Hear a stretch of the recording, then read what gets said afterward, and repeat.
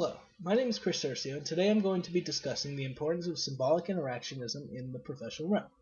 So first things first, it's extremely important that you understand that you need a graspable working knowledge of how to communicate with other people, whether that's to succeed in your own job or maybe even just to obtain a job. I mean, think about all the times that you communicate with somebody on a daily basis. There's clients, there's coworkers, there's employees, there's supervisors. I mean, there's tons of different types of people. There's a lot of communication that goes on. So understanding general communication theories and how they fit into your job can be really helpful to know how to interact with others and communicate more effectively. So in this case, we're going to be talking about symbolic interactionism. So symbolic interactionism essentially tries to explain how a person interacts with others.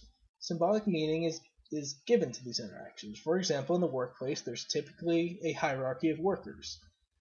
You have your top people who supervise your subordinates. The subordinates may also have a team of their own people that they supervise. Now, the way that you interact with the different levels could be completely different. For example, an entry-level employee might not want to say and do whatever comes to mind when they're talking to their supervisor.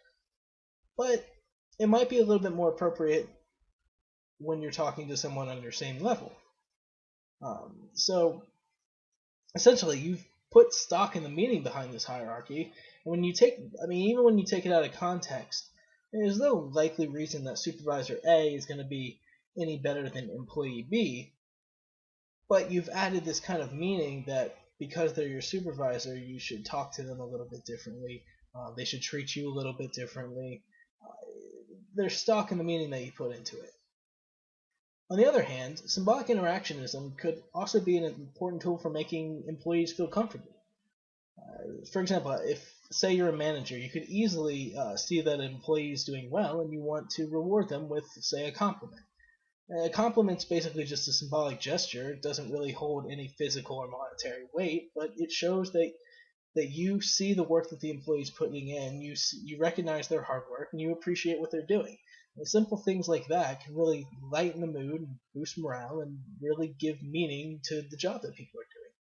So that's just an example of how symbolic interactionism could be a very useful tool in the workplace.